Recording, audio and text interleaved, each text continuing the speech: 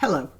I'm adding this as a little postscript, if you like, to the video I made about the Cyprus rape case, or not rape case, depending on what point of view you have.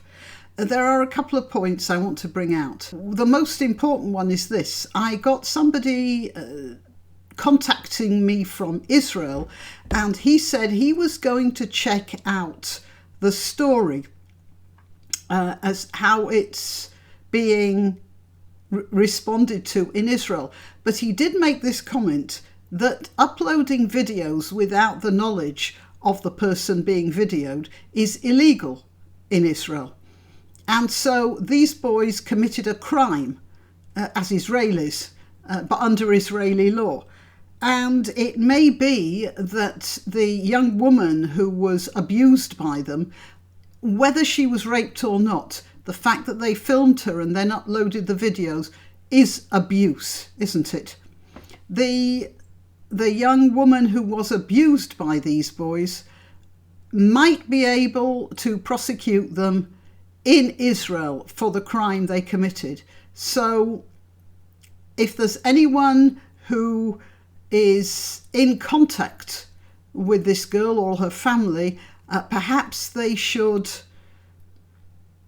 let them know about that particular aspect of it. It might be useful for them. I understand that one of the boys is actually suing the girl for bringing his good name into disrepute. I don't know the facts of that. It might be that he was the boy who was named but who was provably not there. And if so, he probably feels quite aggrieved. But it's also possible that he started this in an attempt, he's been advised to do that, in an attempt to fend off a possible prosecution for the uploading of the film. I don't know. I'm just saying that you have to investigate this. That's the first thing. The second thing is that I've been accused of anti-Semitism for bringing this to people's attention. No. Crime is a crime. If I think it was supposed to have been up to 12 young men were involved in a crime, then I'm going to talk about it wherever they're from. So there's nothing anti-Semitic about that. On the other hand, I did get some anti-Semitic comments, and one from somebody who was simply misinformed. And they said, look, you just read the Talmud and you're going to see some terrible things said about non-Jews, or what you could do to non-Jews, or how Jews should view themselves and that sort of thing. I'm no expert on the Talmud, but I have had this pitched at me before as an argument. And so I asked a rabbi about the Talmud. Now, the Talmud is a code of legal discussions, like a parliamentary debate between rabbis who were trying to interpret the law. So they looked at the biblical stories and then tried to infer what the law should be in various situations, using the biblical stories as a precedent. There were many arguments this way and that way about the various aspects of this law. I remember there was one discussion somebody drew to my attention about a woman who came back from a journey she'd made with her husband. She said her husband was dead, and the question was, should you believe her and allow her to remarry? And one rabbi said, oh no, if she's not crying and weeping and covered with sackcloth and ashes and scratching her face and everything, then obviously her husband isn't dead. Whereas another rabbi said something like, for goodness sake, different people show sorrow in different ways. So it's this sort of discussion. And if you want to find something bad about Jews, it doesn't take long for you to find something bad if you comb through the Talmud. It's a 3,000-year-old document that was written in the Middle East, for goodness sake. Of course, it's going to look primitive by our standards.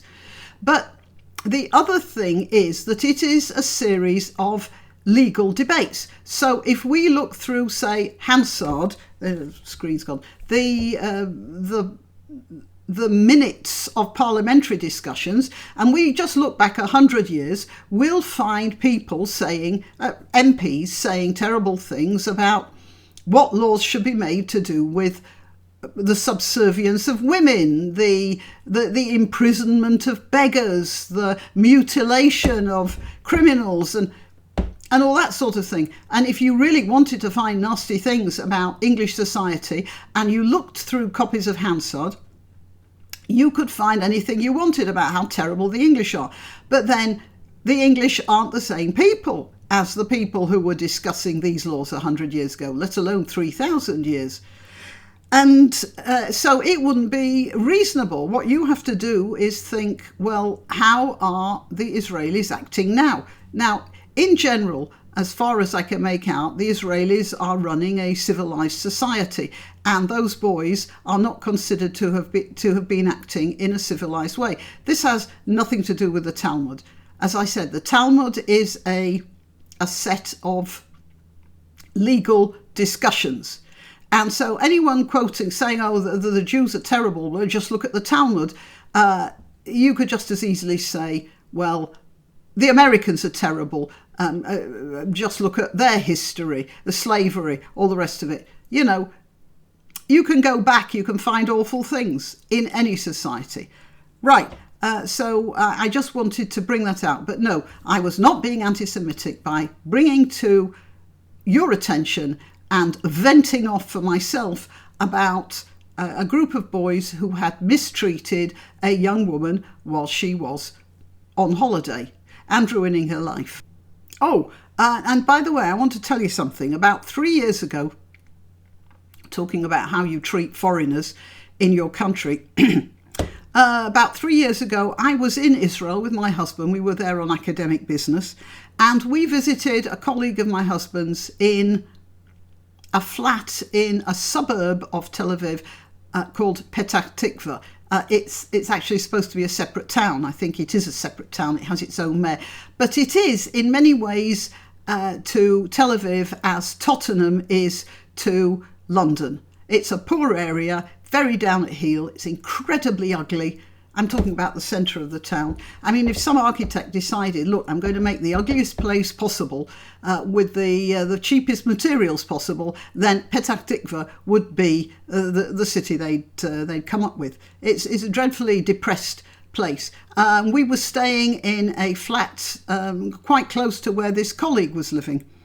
So my husband was still talking to him, and I decided I wanted to go home, got fed up of the conversation, and I said I was going, and I went, and on the way back to the flat, I stopped off at a Chinese takeaway, and I bought a Chinese takeaway and then went back to the flat. And it was only when I was putting the key in the lock that I thought, there isn't anywhere in the Middle East except for here, however poor this area is, there isn't anywhere in the Middle East except for in Israel that a lone woman could walk across town. It wasn't that far, but into the centre, from a slightly off-centre suburb into the centre, and then out into another slightly off-centre suburb at 8:30 at night in the dark with a Chinese takeaway, and be safe and not feel at all worried. And I wasn't worried. It was only, as I said, when I was unlocking the door,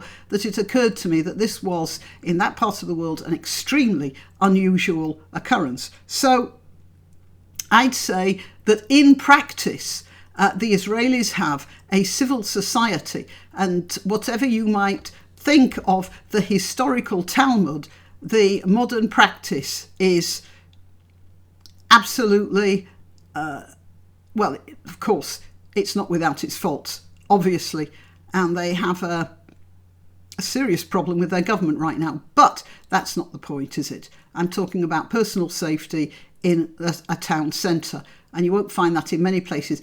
You know what? Even in parts of Italy and France and London, couldn't do that either. And I'm saying Petah Tikva is not the best part of that area. It's not even a tourist area.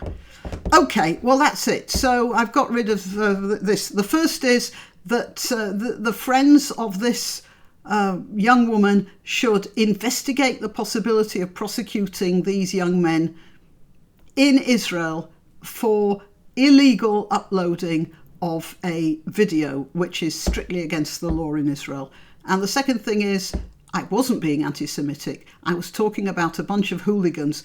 That has nothing to do with their nationality. And the third is, I want to say that I have been to Israel and I've never felt unsafe there. And so much so that it didn't even occur to me not to feel unsafe, as I said, until I was unlocking the door and the thought suddenly popped into my mind.